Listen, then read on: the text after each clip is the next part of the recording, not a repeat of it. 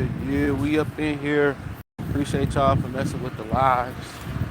I see y'all like Sunday morning lives. Yeah, that's gonna be a toughie right there. 'Cause Sundays be boring. But yeah, I seen this article and I got a video coming too, talking about an anonymous NBA executive said that he feel bad for Cade Cunningham after the Pistons drafted Ron Hollins II. He told Jonathan Cavini of ESPN that that the Pistons, he feel bad for Cade Cunningham.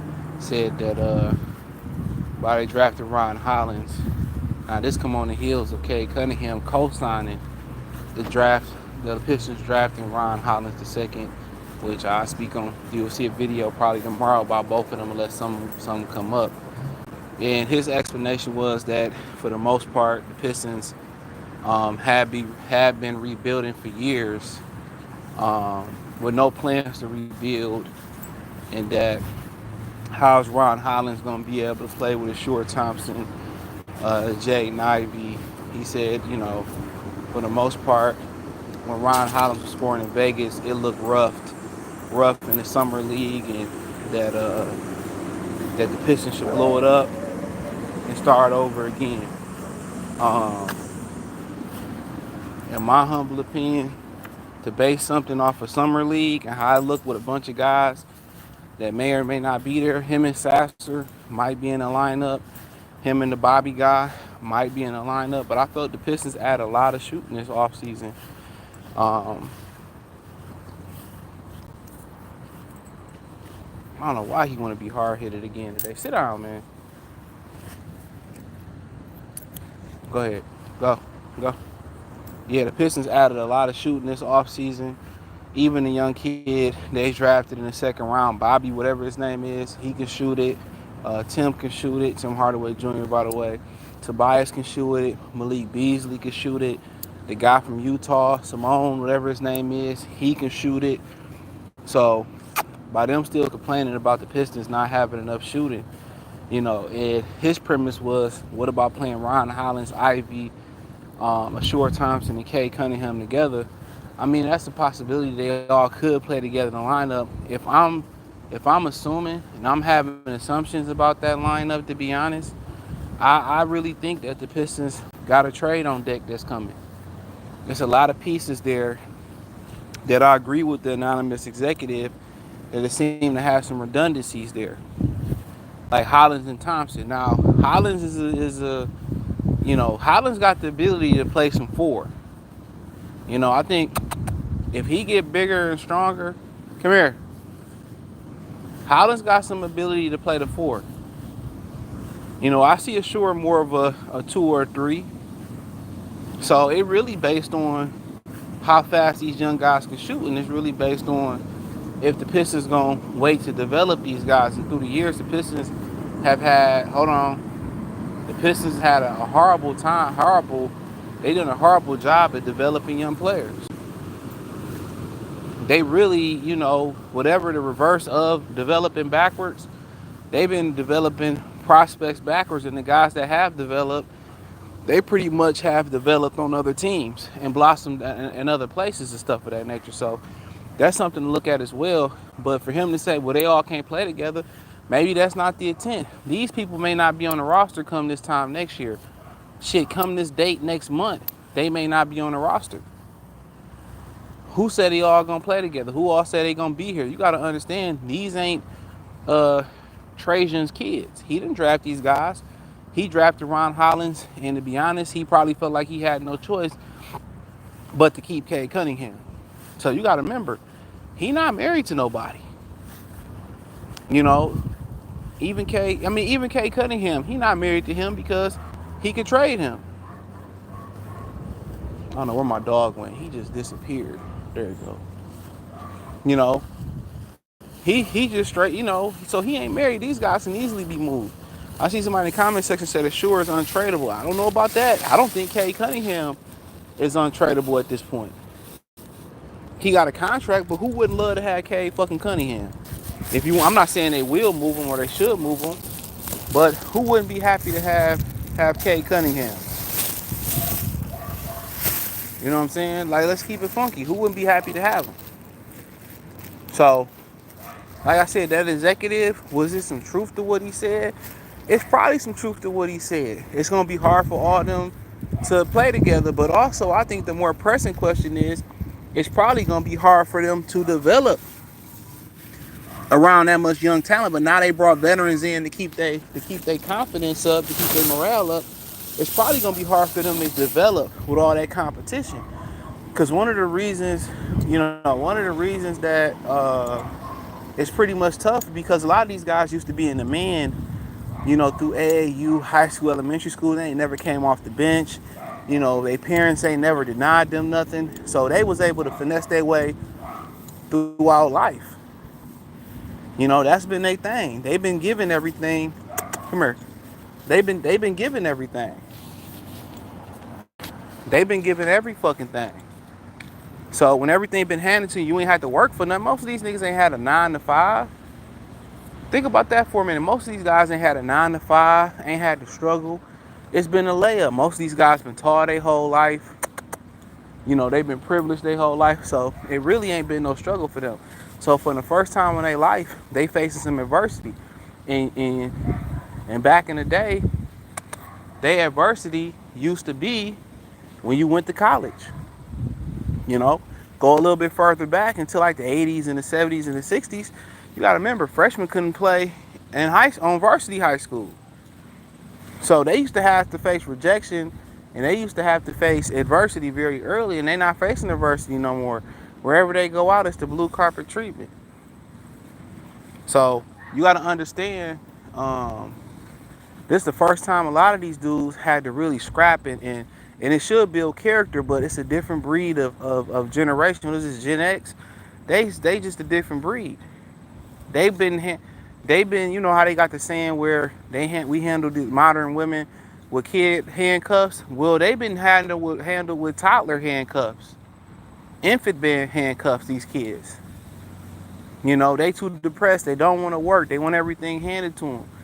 You know what I'm saying? So that's a problem. So when you start talking about these guys on the roster competing with other young guys, I think they probably can say, you know what, I can lose a spot to LeBron. I can lose a spot to Penny Hardaway. I can lose a spot to Michael Jordan. When you losing a spot to a guy that's around your age and your skill set, you know what I'm saying, or you see is lesser of, then I think it becomes a problem, it becomes a morale issue. You know what I'm saying? Look at that adversity Ivy had to go through coming off the bench. He shut it down last year. His parents justified. His dad was on Twitter, talking shit about Monty Williams, instead of telling his son what Jameson Williams' dad told his son. He said, my son signed up for this. All this adversity that my son is getting, he signed up for this. So he gonna have to deal with it. Nope. Most of these parents is like, and I'm not taking no shots at Jade and Ivy daddy. I'm not a parent, but I'm just saying, you want to defend your kids, but guess what? All I would tell my son is, use it as motivation. Get better. Work on your jump shot. Be the best player you could be. Continue. This adversity is gonna build character. But for most of these kids, when they go through adversity, they start, developing backwards. Whatever the word is to develop back, regressing. They start regressing. So you gotta understand that. So when you got a whole bunch of guys that got the same skill set and pretty much play in the same circles, and they jockeying for playing time, you know what I'm saying? It's gonna be hard for them dudes to go through that type of adversity. So it's just not shooting the basketball, is that adversity that they dealing with. Yeah, shooting will help, but playing with each other. When you got a guy like Cade Cunningham, that's in every damn near 90% of the players in the league is ball dominant. When you start talking about the non-ball dominant, let's take a side note. When we start talking about the non-dominant, non-dominant ball, non-ball dominant players, that's probably top 15 in the league, top 20, depending on who you talk to. Jokic is probably at the top of that list. Jokic, Anthony Davis. It ain't too many of them, because you start talking about Jason Tatum, Jaylen Brown. Yes, Kevin Durant, non-ball dominant. So a lot of it's a handful of them. It's a handful of them. If they ain't, got the ball in the hand, they really ain't nothing. So why you think about KD as being considered one of the greatest Olympians of all time? He don't need the ball in his hand. He can defend. He can play on the ball defense, off the ball defense. He can catch and shoot. You know what I'm saying? Come here.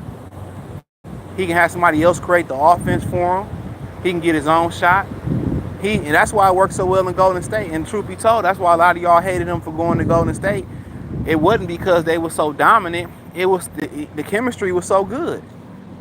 It wasn't no adjustments like the Miami Heatles.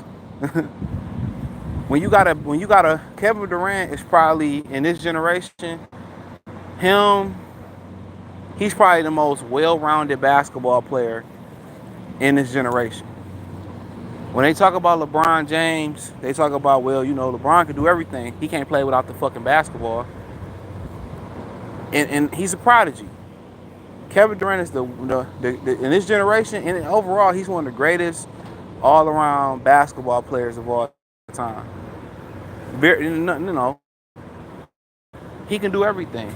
Dribble, post, shoot, catch and shoot, get it off the dribble, defend, on the ball, off the ball. Come on. He literally can do it all. And that's kind of where Cade Cunningham, you see it. Why can't Cade Cunningham catch and shoot? Why can't he come off the screen? Why can't, if he got a smaller guard on him, he put him on his hip and post him up? Why can't he do that? These coaches they scared to get fired. So and I'm always harp on this, for him to really, the Pistons to get where they need to get to and Cade to get where he need to get to, he got to get that ball up. He got to get that ball up a little bit. Let somebody else create. And one of the reasons they ain't running and gunning, one of the reasons they don't use the advantage of Jay Ivey, Ron Hollins, Ashur Thompson, one of the reasons you see their deficiencies is because, or you will see Ron Hollins' deficiency is because, guess what? They play in the half court too much. They play way too much half court basketball. For a team with Stewart, Duran who can run the floor, Ron who can run the floor, Ashur who can run the floor. What's the other kid's name? Ivy who can run the floor. You got Sasser is pretty athletic. Come on, so you got about 5 or 6 guys that can get up and down the floor. That's gonna be more athletic than 90% of the league. You got elite athletes over there, and when you got Cade handling the ball, he slow everything down. Let's keep it real. He's slowing everything down. He not pushing the pace enough. You got elite athletes out there. And once you push the pace, guess what? You getting easy buckets now. You easily getting buckets. Come on. You easily getting buckets. When you playing in the half court, of course. Y'all half court offenses, Dwayne Casey been here, is 1 on the ball, 3 at the 3-point line, and one in the box. Come on, how we gonna win with that?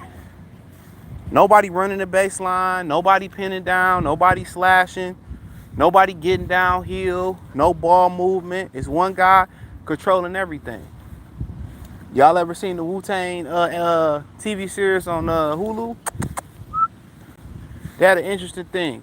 His brother Vaughn went to jail. Where's his brother Vaughn? He went to jail, so Ghostface Killer took over the stash. I'll just leave it at that, right? So he was like, well, Vaughn ain't never kept his stash in one spot. Vaughn had multiple stash spots, which is basically when you save your money, you can have multiple stash spots. You can put it in one spot. It's pros and cons to both of them. He said that's what got Vaughn Pop going to the other stash spot, right? Long story short, he put all their money in one spot. Raekwon and them burned down their spot, burned their money up. They had to start from the beginning. And, so when you put your eggs in one basket, if that don't jump like a car battery, it's a wrap. So once you just say, well, I'm going to put the ball in this guy's hands, but we also got Ivy who like to have the ball, Ron who can have the ball, Ashur who can have the ball, and Cade, he's just the only one with the ball. Come on, shouldn't he share the ball a little bit? Shouldn't Ivy set him up? Shouldn't Ashur set him up sometimes? So they look at the Detroit Pistons with a generic point of view from watching the highlights. They don't look at it from the point of view that if you watch the games, you will see Cade's the answer, and also he's the problem. I'll continue to say that. he got to learn to play without the ball. You know what I'm saying? And they refuse to allow that to happen. And if the Pistons continue to follow the trend that everybody is following in the NBA right now, they won't win.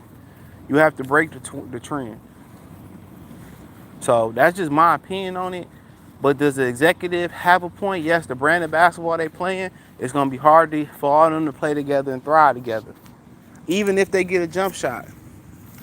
You know, because they all better with the ball in their hand. So if they had an offense in which the ball moved, they swung, they cut, they rolled, they pinned, they slashed. You know what I'm saying? If they had an offense in which, hold on, there we go. If they had an offense in which, and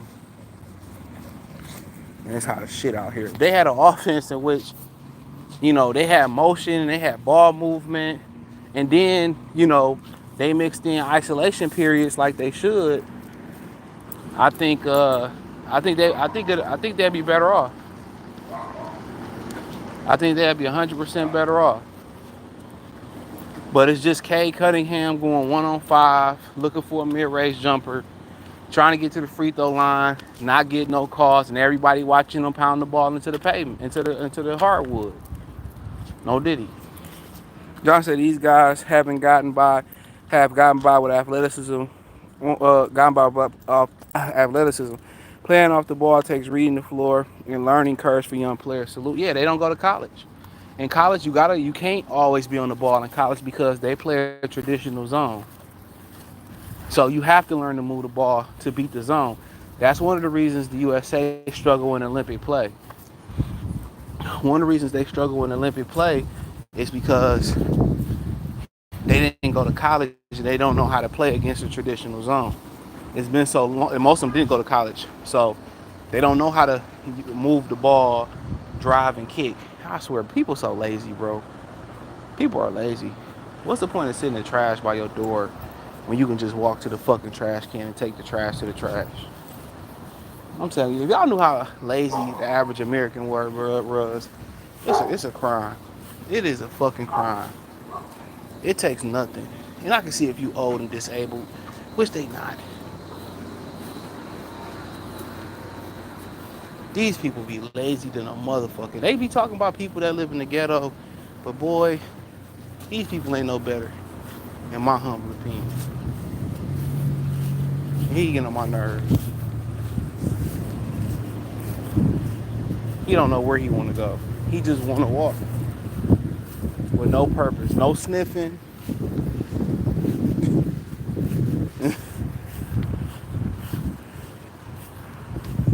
Oh, here we go, the sniff master. They say sniffing help them calm them down, keep them calm and shit. I'm gonna give him some doggy melatonin and say, nah, he be chilling. Pit bull sleep all day. Nah, I ain't going over there, Playboy. Come on. Come on, I'll take you over there. I ain't gonna be an asshole today. But yeah, you know, but I think a lot of people watch the Pistons from a generic point of view, highlights, and man, I be watching the game, bruh. And they were better than, they won 14 games, 12 games last year. They were better than that. You know, but when you let one person dominate the ball,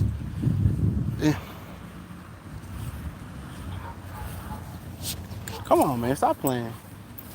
When you let one person dominate the ball like that, it is what it is. Can't nobody get better. The Pistons not gonna say it. They not.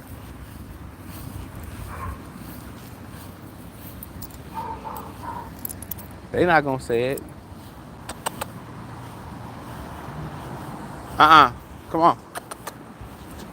No. Come on. He being irritated. Let me get this dog. Come here. Come here. Being bad. Damn, something on that collar was hot in a bit. It's hot. This shit hot in a bitch out here. Somebody hating ass dog barking. Get a life. He all in the window and shit. Or her. It's a boy.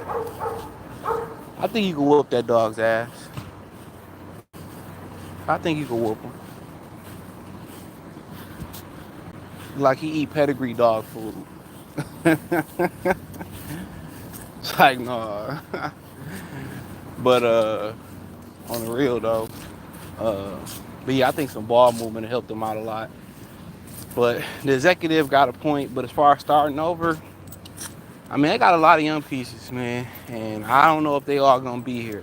It's gonna be interesting to see who jump shot improved though, because it's one thing to shoot a basketball in the gym and to work out, but it's another thing to shoot a basketball live game. Hold on. It's another thing to shoot the basketball on a live game. So we'll see it. But you know, one thing about it, they can defend though. Hollins, Ashore, they can defend. If we can get Jalen Duren to defend, we'll be all right. He chilling with Angel Reese and shit, boy. Ain't she a pass around? I don't get why women don't listen to dudes. And she in her prime right now, and she not gonna think about it. Then when she ready to settle down with a dude, and the nigga didn't see her history, ain't the guy that she want is not gonna wife her, take her serious. That's what women don't understand. They think using a prime to be a hoe is gonna be beneficial. All they do is make you harder. It's harder for you to settle down with. The more guys you've been with, the more guys a girl done been with, especially when they're young, they gonna look for all the best qualities in one guy, and that's impossible. This guy gotta be this tall. He gotta do it like Jonathan. He gotta have the money that Mike had. You know what I'm saying? He gotta have the personality that Bob had. And they done been with so many guys and experienced so many different things with guys that, you know, it's impossible for them to settle for one guy. Until it's too old and late. And then when they old and beat down, they just settle for a sexual experience with a guy that's cool. Because that's all they good for.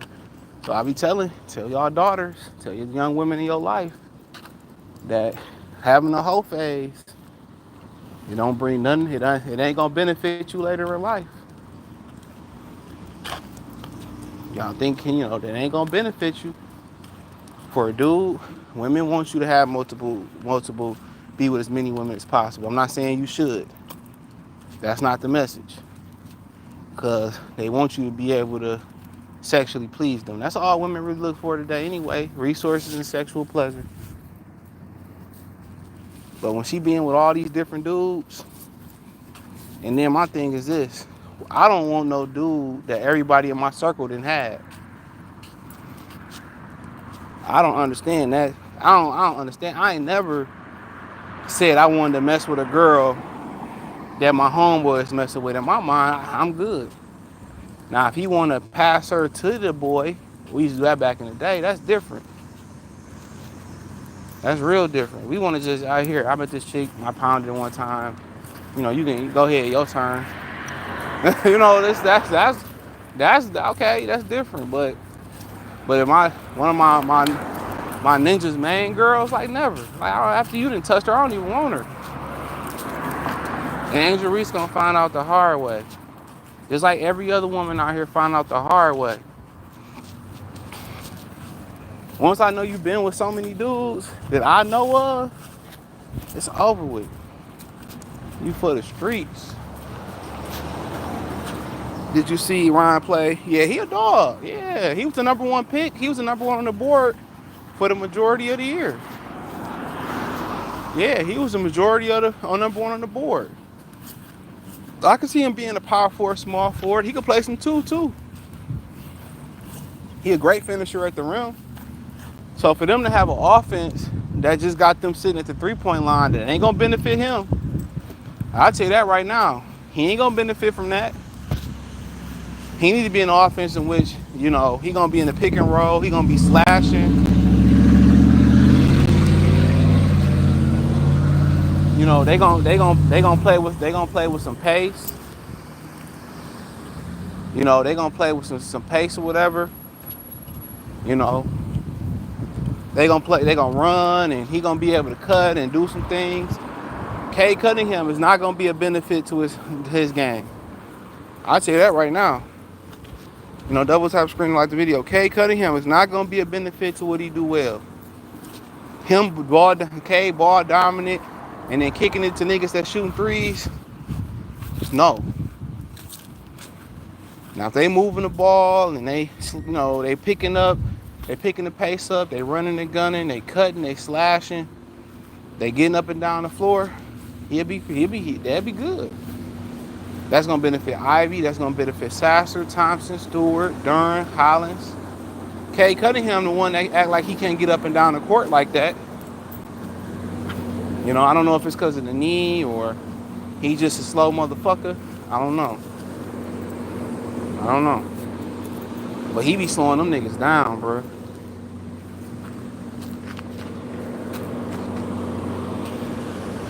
So shout out to Brandon though. Yeah, he be slowing them down. So, but nonetheless, yeah, Hollins is a beast. He a beast. He gonna rebound, he gonna hustle, he gonna defend. You know, all they young guys pretty much good defenders, bro. Or got the potential to be good defenders. But then again, they not a good team defense neither. That just take you back to coaching.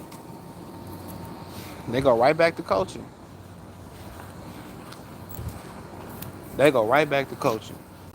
Come on, man. I don't want to be on this grass, bro. Come on.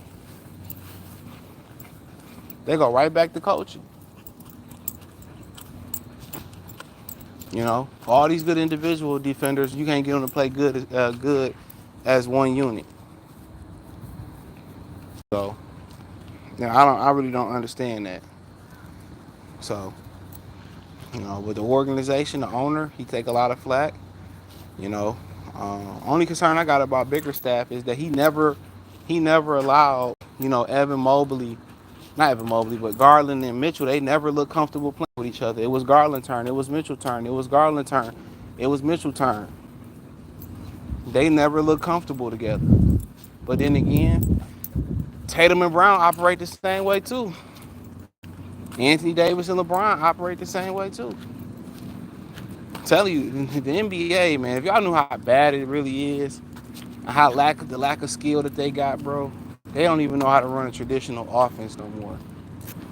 And really, if you pay attention, they running less and less pick and roll now. They running less and less pick and roll. You know, they not even running a lot of pick and roll no more, man. They don't run Princeton style offense. They ain't running that old Bobby Knight back, you know, offense from the wing. They ain't doing nothing no more. These coaches just literally figureheads. Go out there, play one-on-one basketball, spread the floor out, chuck up threes.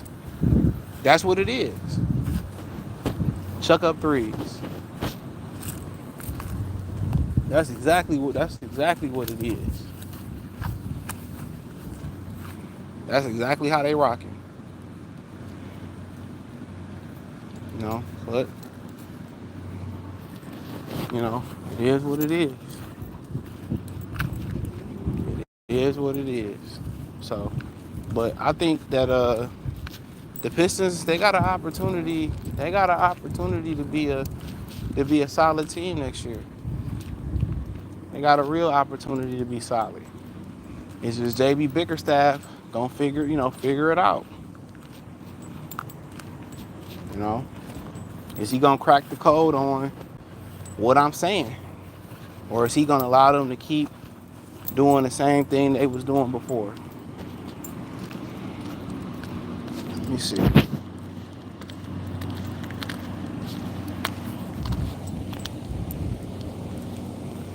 Jason said, hold on.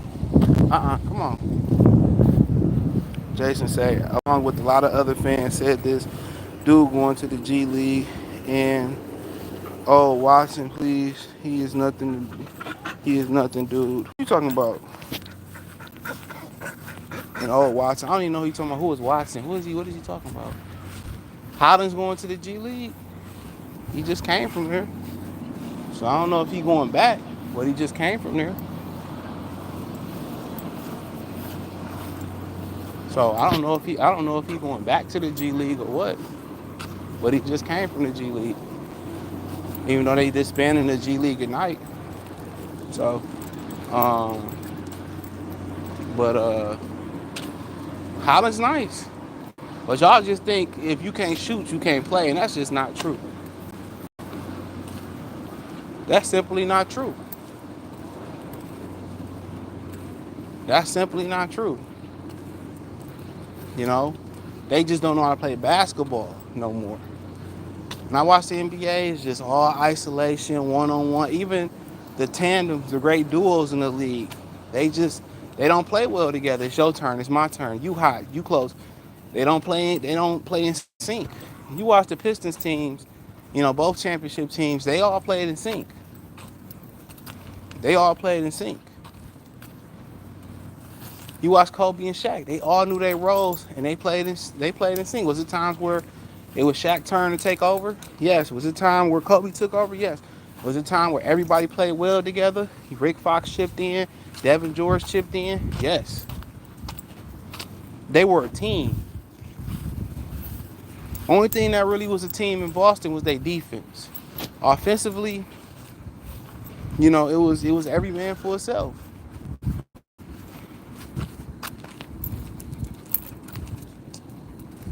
He fighting with this damn dog. That's just what it was. It was every man for itself. You know, Joe Mazzulla, just keep shooting threes. Just keep shooting threes. Like, what? I don't care if we miss 50 of them. Keep shooting them. I'm like, man, what is this dude coaching on? He ain't shit as a coach neither. Ain't none of these coaches any good but Popovich.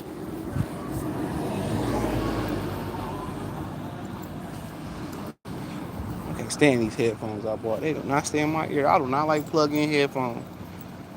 I'm more of an over-the-ear type of guy.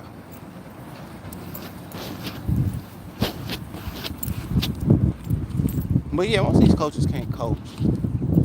Just shit at the three-point line.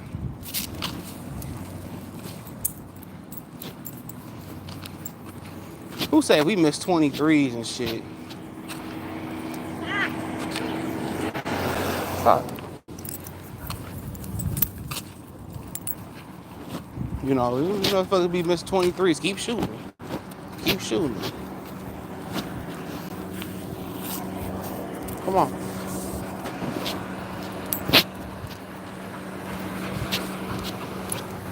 You know, you like, keep shooting them, keep shooting them, keep shooting them. It ain't that, oh man, let's see if we get the free throw line. Let's see if we can play with some pace. Let's see if we can run a play. They barely run out of bounds plays. They barely run out of bounds plays. But I thought about the Pistons should blow it up, but I think they got too much young talent. But then again, that work in their favor with a bunch of young talent. That work in their favor. Because if they wanted to trade, them guys got value. They could just, a bunch of cap space, they could just start over. But I like what Langdon did for the Pistons so far. Now it's up to the coaches to make it all work, and it can work. Just because you can't shoot, don't mean you can't be successful. I'm telling you. Plenty of guys in the league wasn't great shooters, and they were successful. But today's, you gotta shoot, bitch. Being, taking a bunch of threes and being a trigger-happy team, that's just a cover-up for not being able to coach basketball, execute basketball, and play basketball at a high level. That's all that is. It's a cover-up. It's makeup to cover up the deficiencies of the league. You can't defend no more, so it should be easier for them to shoot. Because you can't touch nobody. You can't hand check nobody. You can't be physical. Why ain't you going to the rim? Ain't no Hakeem Olajuwon's left. Ain't no Barkley's left. Ain't no Mahorns who gonna put you on your neck left. Robert Parrish. You ain't really got no real dominant big fellas at the rim no more. So why shouldn't you be coaching your guys to get downhill and to get to the rim? They can't hand check you. And a lot of people believe the NBA made the league soft so the Europeans can compete, and I couldn't believe that. And I can believe that they sabotaging the American players so they can make the international dollar, so they can put a team overseas or put some teams overseas. I can believe that theory. I can really believe that. I think I heard Ken Martin say it too. The NBA became an entertainment league long before it became an entertainment league legally. Michael Jordan is when they became an entertainment league. It's not a sport no more. Only reason they athletes is because they run and jump and shit. It ain't a sport. It is not a sport. Shit is rigged a lot of the times. You can't touch nobody. They actors. They actors. They get touched, they crying, they flopping, they get bumped, they flying through the sky. Them motherfuckers ain't tough no more. They ain't tough. They all hugging after the game. They hugging before the game. It ain't no more rivalries. It ain't no more rivalries no more. Don't nobody want to kill each other no more. They win a championship. They going to the losers championship party. They popping champagne with the losing team. They don't care about losing no more.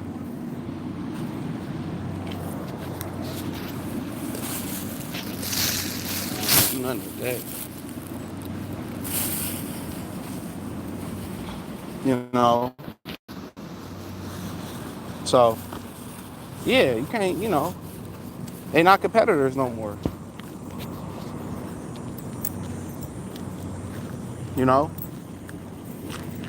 And that's unfortunate. And he just being an asshole to walk these last 2 days. Why you being an asshole?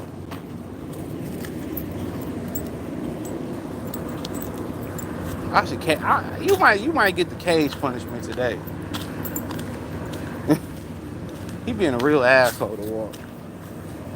My bad. I ain't see all these comments. Hold on. He said, what's up, Raw Podcast? He said, how are you feeling about Jay Knight? He gone. He getting traded. It ain't his fault though. Holland's going to the G League. No, he not. That's a lie. You don't know what you're talking about. Facts about coaching. You talking about how every team in the league, Euro ball the same, football is straight, backyard ball. We can agree on those last two things. There's no more physicality. No. College football is about as tough as rugby. It's probably as tough as you gonna get. That's a fact. You ain't lying about that. Them last 3 points you made. Yup. They want to make everything. They making America soft. It's Babylon. That's why I'm telling you, I'm preparing to get the hell up out of here, dude. If you knew like I knew, or you see what's coming, man, I'm ready to get the hell up out of America, dude. This is getting bad, you know, on so many different levels. Oh, how you doing? Let me call y'all back. Let me gotta get off here.